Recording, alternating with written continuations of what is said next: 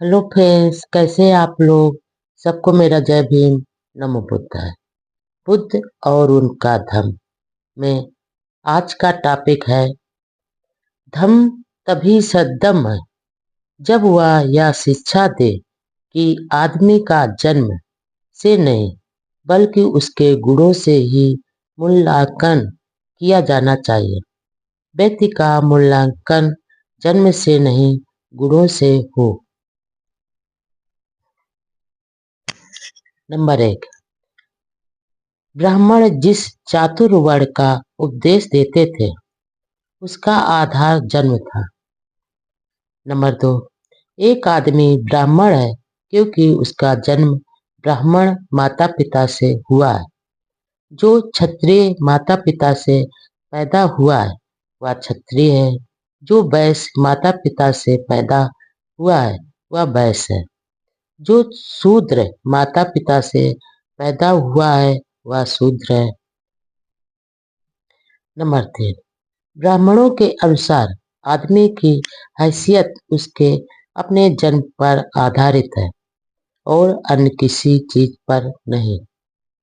Number 4, जन्म सिर्फ ऊंच नीच का सिद्धांत तथागत को उतना ही अरुचिकर था जितना चातुर्वर्ण का सिद्धांत। नंबर 5, भगवान बुद्ध का सिद्धांत ब्राह्मणों के सिद्धांत के सर्वथा विपरीत था। उनका सिद्धांत था कि किसी आदमी के महत्व का मूल्यांकन जन्म से नहीं बल्कि उसके गुणों से ही किया जाना चाहिए। नंबर 6, जिस अवसर पर भगवान बुद्ध ने अपने इस सिद्धांत का उपदेश दिया वह अवसर की अपनी विशिष्टता है। नंबर 7, एक समय भगवान बुद्ध अनाथ पिंडक के जेत वन राम में ठहरे हुए थे। एक दिन पूर्वाह्न में उन्होंने अपना भिक्षा पात्र लिया और भिक्षार्थ श्रावस्ती में प्रवेश किया। नंबर 8, उस समय यज्ञ प्रज्वलित थी और यज्ञ की तैयारी चल रही थी। श्रावस्ती में घर घर भिक्षाटन करते भगवान बुद्ध उस अंगिक ब्राह्मण के घर पहुंचे। नंबर 9, तथागत को दूर से आता देख ब्राह्मण क्रोधित हो उठा और बोला, मुंडक वहीं रह, तुच्छ दरिद्र श्रमण वहीं रह, ब्रसल अछूत वहीं रह। नंबर 10, जब ब्राह्मण ने इस प्रकार बोला तो तथागत ने उसे संबोधित करते हुए पूछा, हे ब्राह्मण, क्या तू जानता है कि ब्रसल बराबर अछूत कौन होता है अथवा कौन से कर्म आदमी को ब्रसल यानी अछूत बनाते हैं। नंबर 11, नहीं श्रवण गौतम, मैं नहीं जानता कि ब्रसल कौन होता है, न ही यह जानता हूँ कि कौन से कर्म आदमी को ब्रसल बराबर अछूत बनाते हैं। नंबर 12, भगवान बुद्ध ने कहा, यदि तुम यह जान लोगे कि ब्रसल कौन होता है तो इससे तुम्हारी कुछ हानि नहीं होगी। अच्छा, जब आप हठ करते हैं कि मैं जान लूं तो बताएं, ब्राह्मण अंगिक बोला। नंबर 13, ब्राह्मण जब राजी हो गया तो तथागत ने कहा। नंबर 14, जो आदमी क्रोधी हो, द्वेष रखता हो, अनैतिक हो, पर निंदा करने वाला हो,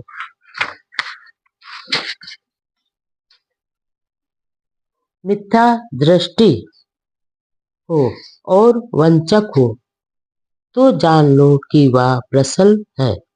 नंबर 15, जो भी व्यक्ति इस संसार में प्राणियों को हानि पहुंचाता है, चाहे वो एकज हो अथवा द्विज, उसके मन में प्राणियों के प्रति दया नहीं है तो जान लो कि वह ब्रसल है। नंबर 16, जो भी कोई ग्रामों और झोपड़ियों को नष्ट करता और घेर लेता है, जो अत्याचारी है, तो जान लो कि वह ब्रसल है। नंबर 17। चाहे गांव में अथवा जंगल में जो भी किसी दूसरे की चीज को छीन लेता है अर्थात चुराता है, तो जान लो कि वह ब्रसल है। नंबर 18। जो कोई भी किसी का ऋण लेकर बिना लौटाए भाग जाता है, जब जोर देकर मांगने पर कहता है मुझे तुम्हारी कोई ऋण नहीं देना है, तो जान लो कि वह ब्रसल है। नंबर 19। जो कोई भी किसी वस्तु की कामना से सड़क पर अकेले चलते हुए आदमी को मार डालता है और लूट लेता है, तो जान लो कि वह ब्रसल है। नंबर 20। जो कोई भी अपने हित में अथवा किसी दूसरे के हित में अथवा धन के लिए गवाही देने के लिए कहने पर झूठी गवाही देता है, तो जान लो कि वह ब्रसल है। नंबर 21। जो कोई जबरदस्ती या सहमत से अपने मित्रों या संबंधियों की पत्नियों के साथ अनाचार करता है, तो जान लो कि वह ब्रसल है। नंबर 22। जो कोई भी धनवान होने पर भी यौन अवस्था को पीछे छोड़ चुके वृद्ध माता पिता का पालन पोषण नहीं करता, तो जान लो कि वह ब्रसल है। नंबर 23। जो कोई भी कुशल धम्म पूछे जाने पर अकुशल धम्म की शिक्षा देता है और रहस्य बनाकर शिक्षा देता है, तो जान लो कि वह ब्रसल है। नंबर 24। जन्म से कोई भी ब्रसल बराबर अछूत नहीं होता और जन्म से कोई भी शूद्र नहीं होता। नंबर 25। यह सुनकर अंगिक ब्राह्मण तथागत को बुरा भला कहने पर बहुत लज्जित हुआ। धम्म तभी सद्धम्म है जब वह आदमी और आदमी के बीच समानता को बढ़ावा देता है। यह धम्म है जो मानव समाज में समानता को बढ़ावा देता है। नंबर 1। आदमी असमान ही जन्म लेते हैं। नंबर 2। कुछ हष्ट पुष्ट होते हैं, कुछ कमजोर होते हैं। नंबर 3। कुछ अधिक बुद्धिमान होते हैं, कुछ कम बुद्धिमान अथवा कुछ बिल्कुल बुद्धिमान नहीं होते हैं। नंबर 4। कुछ अधिक सामर्थ्यवान होते हैं, कुछ कम सामर्थ्यवान होते हैं। नंबर 5। कुछ धनी होते हैं, कुछ गरीब होते हैं। नंबर 6। सभी को अस्तित्व के लिए संघर्ष करना पड़ता है। नंबर 7। इस अस्तित्व के लिए संघर्ष में यदि असमानता को स्वाभाविक स्थिति स्वीकार कर लिया जाए, तो सबसे कमजोर का तो कहीं ठिकाना ही नहीं रहेगा। नंबर 8। क्या यह असमानता का नियम जीवन का नियम बन जाना चाहिए? नंबर 9। कुछ लोग इस आधार पर हाँ में उत्तर देते हैं कि जो जीवन संघर्ष में टिकने के लिए अधिक योग होगा वह टिका रहेगा। नंबर 10। यह प्रश्न यह है कि जो आदमी जीवन संघर्ष में टिके रहने के लिए योग्यतम है, क्या वही आदमी श्रेष्ठतम है? नंबर 11। कोई भी इसका स्पष्ट उत्तर नहीं दे सकता। नंबर 12। इसी संदेह के कारण धम्म समानता का उद्देश्य होता है, क्योंकि समानता श्रेष्ठतम व्यक्ति के जीवित रहने में सहायक हो सकती है, चाहे वह व्यक्ति योग्यतम न हो। नंबर 13। समाज को श्रेष्ठतम आदमी चाहिए, योग्यतम नहीं। नंबर 14। इसलिए यही प्राथमिक कारण है जिसके कारण धम्म समानता का समर्थक है। नंबर 15। भगवान बुद्ध का यही दृष्टिकोण था और इसलिए उनका यह तर्क था कि जो धर्म समानता का समर्थक नहीं है वह अपनाने योग्य नहीं है। नंबर 16, क्या आप किसी ऐसे धर्म का आदर कर सकते हैं या उसमें विश्वास कर सकते हैं जो ऐसे कर्म की सिफारिश करता है जो दूसरों को दुखी बनाकर स्वयं सुखी बनाने की शिक्षा देता हो, अथवा अपने को दुखी बनाकर दूसरों को सुखी बनाने की शिक्षा देता हो, अथवा अपने को और दूसरों को दोनों को दुखी बनाने की शिक्षा देता हो। नंबर 17, क्या वह धर्म अधिक श्रेष्ठतर नहीं है जो अपने सुख के साथ साथ दूसरों के सुख में वृद्धि करता है और किसी प्रकार के अत्याचार को सहन नहीं करता। नंबर 18, ये कुछ प्रश्न सर्वाधिक महत्वपूर्ण थे जिन्हें भगवान बुद्ध ने उन ब्राह्मणों से पूछा जो समानता के विरोधी थे। नंबर 19, भगवान बुद्ध का धर्म न्याय संगत धर्म है जो आदमी की अपनी पूर्ण प्रद मनोवृत्ति में से उत्पन्न होता है। धर्म और धम्म का पहला भाग। धर्म और धम्म। धर्म क्या है? ईश्वर, आत्मा, पूजा, धर्मानुष्ठान, कर्मकांड आदि धर्म है। नंबर 1, धर्म यानी रिलीजन एक अस्पष्ट शब्द है जिसका कोई निश्चित अर्थ नहीं है। नंबर 2, यह एक ऐसा शब्द है जिसके अनेक अर्थ हैं। नंबर 3, इसका कारण है कि धर्म बहुत सी अवस्थाओं में से होकर गुजरा है। हर अवस्था में यह धारणा धर्म कहलाती है। यद्यपि एक अवस्था में इस धारणा का वही अर्थ नहीं था जो बीती अवस्था में था अथवा आने वाली अवस्था यानी समय में होने वाला है। नंबर 4, धर्म की संकल्पना कभी निश्चित नहीं रही है। नंबर 5, यह समय समय पर बदलती चली आई है। नंबर 6, एक समय जब बिजली, वर्षा और बाढ़ जैसी घटनाएं आदि मानव की समझ से परे की बातें थी। ऐसी किसी भी घटना पर काबू पाने के लिए जो भी कुछ टोना टोटका किया जाता था जादू कहलाता था।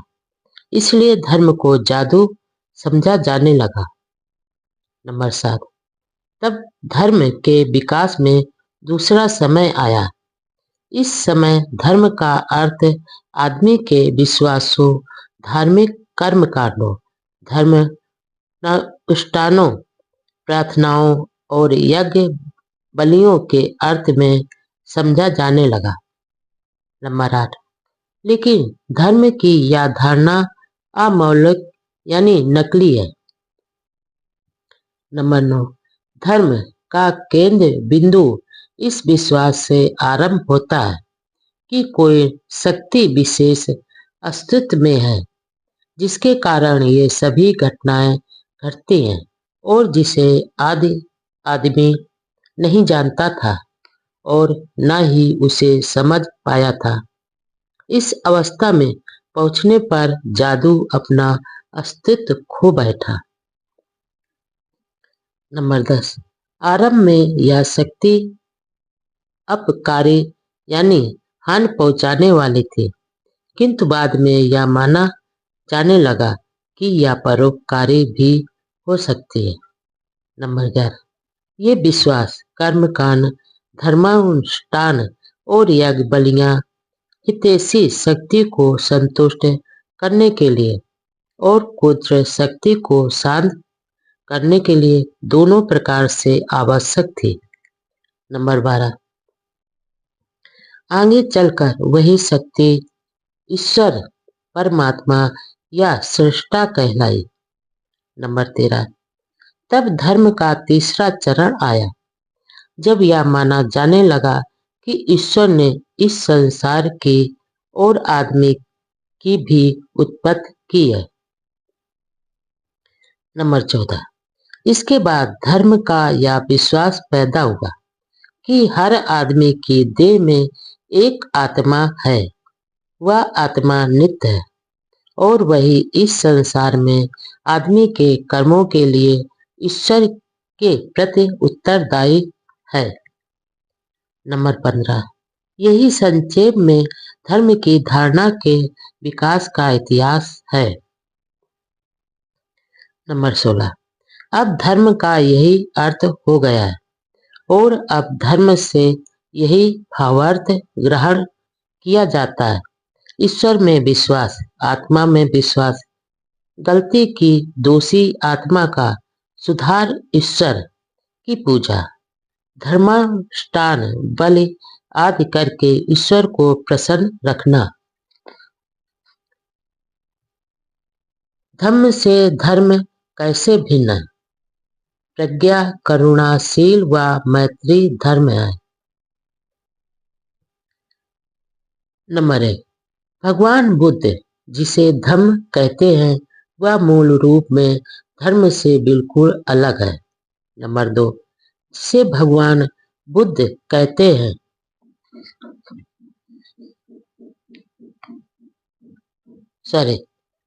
नंबर 2, जिसे भगवान बुद्ध धम्म कहते हैं वह उसके सदृश यानी समांतर है, जिसे यूरोप के देववादी रिलीजन कहते हैं। नंबर 3, लेकिन दोनों में कोई अधिक सदृशता यानी समानता नहीं है, बल्कि दोनों में बहुत बड़ा अंतर है। नंबर 4, इसलिए कुछ यूरोपीय देववादी भगवान बुद्ध के धर्म को धर्म स्वीकार करने से इनकार करते हैं। नंबर 5, हमें इसके लिए कोई खेद नहीं है, हानि उन्हीं की है। इससे बुद्ध धर्म की कोई हानि नहीं होती, बल्कि इससे रिलीजन की कमियां सामने आती हैं। नंबर 6, इस विवाद में पड़ने की अपेक्षा यह अच्छा है कि हम यह बताएं कि धर्म का क्या भाव है और यह दिखाएं कि यह रिलीजन से कैसे अलग है। नंबर 7, कहा जाता है कि धर्म या रिलीजन व्यक्तिगत चीज है और आदमी को इसे अपने तक ही सीमित रखना चाहिए, इसे सार्वजनिक जीवन में अपनी भूमिका नहीं निभाने देनी चाहिए। नंबर 8, इसके विपरीत धर्म एक सामाजिक वस्तु है, यह मूल रूप से और आवश्यक रूप से सामाजिक है। नंबर 9, धर्म का अर्थ ही सदाचरण है, जिसका अर्थ है जीवन के सभी क्षेत्रों में एक व्यक्ति का दूसरे आदमी के साथ अच्छा संबंध। नंबर 10, इससे स्पष्ट है कि यदि कहीं एक आदमी अकेला है तो उसे किसी धर्म की आवश्यकता नहीं। नंबर 11, लेकिन जब दो आदमी परस्पर संबंध बनाकर रह रहे हैं तो उन्हें अवश्य ही धर्म को स्थान देना चाहिए, चाहे वे इसे पसंद करते हैं या नहीं। दोनों में से कोई एक भी इससे अलग नहीं रह सकता। नंबर 12, दूसरे शब्दों में धर्म के बिना समाज का काम नहीं चल सकता। नंबर 13, समाज को 3 विकल्पों यानी बातों में से एक को चुनना ही पड़ेगा। नंबर 14, समाज चाहे तो अपने शासन के उपकरण के रूप में धर्म का चुनाव न करे। यदि शासन का उपकरण धर्म नहीं है तो धर्म कुछ भी नहीं है। नंबर 15, इसका अर्थ है कि समाज ने आज अराजकता के पथ को चुना है। नंबर 16, दूसरे समाज पुलिस अर्थात तानाशाही को शासन के उपकरण के रूप में चुन सकता है। नंबर 17, तीसरे समाज धर्म और न्यायाधीश दोनों का चुनाव कर सकता है। जहां लोग धर्म का पालन करने में असफल रहते हो। नंबर 18, अराजकता और तानाशाही में स्वतंत्रता नहीं रह पाती। नंबर 19, केवल तीसरी अवस्था में स्वतंत्रता जीवित रहता है। नंबर 20, इसलिए जो स्वतंत्रता चाहते हैं उनके लिए धर्म अनिवार्य है। नंबर 21, अब जानते हैं कि धर्म क्या है और धर्म की आवश्यकता क्यों है। भगवान बुद्ध के अनुसार धर्म के दो आधार तत्व हैं, प्रज्ञा तथा करुणा। नंबर 22, प्रज्ञा क्या है, प्रज्ञा किस लिए। प्रज्ञा का अर्थ है निर्मल बुद्धि। भगवान बुद्ध ने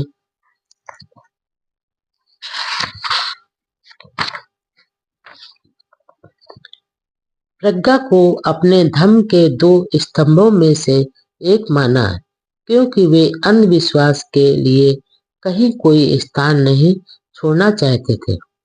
नंबर 23, करुणा क्या है और करुणा किस लिए।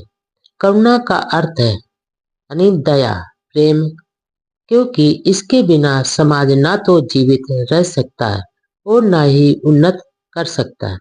यही कारण है कि भगवान बुद्ध ने करुणा को अपने धर्म का दूसरा स्तंभ बनाया। नंबर 24, भगवान बुद्ध के धर्म की यही परिभाषा है। नंबर 25, धर्म से धर्म की परिभाषा कितनी भिन्न है। नंबर 26, भगवान बुद्ध द्वारा दी गई धर्म की यह परिभाषा कितनी प्राचीन और फिर भी कितनी आधुनिक है। नंबर 27, कितनी अदीम और फिर भी कितनी मौलिक है। नंबर 28, किसी से उधार नहीं ली गई फिर भी कितनी सच्ची है। नंबर 29, प्रज्ञा और करुणा का एक अनूठा सम्मिश्रण ही तथागत का धर्म है। नंबर 30, धर्म और धर्म में बस यही अंतर है। धर्म का उद्देश्य और धर्म का उद्देश्य। धर्म का उद्देश्य संसार का पुनर्निर्माण करना है। नंबर 1, धर्म या रिलीजन का उद्देश्य क्या है और धर्म का उद्देश्य क्या है। क्या वे दोनों एक समान और एक ही है अथवा वे दोनों भिन्न भिन्न है। नंबर 2, इन प्रश्नों का उत्तर दो सूक्तों में है। एक जिसमें भगवान बुद्ध और सुन खत की बातचीत का उल्लेख है और दूसरा जिसमें भगवान बुद्ध और पोटपाद ब्राह्मण की बातचीत का वर्णन किया गया है। नंबर 3, तथागत एक बार मल्लों के नगर अनुप्रिया में विहार कर रहे थे। नंबर 4, उस समय तथागत ने चीवर पैन पात्र लेकर अनुप्रिय नगर में भिक्षाटन के लिए प्रवेश किया।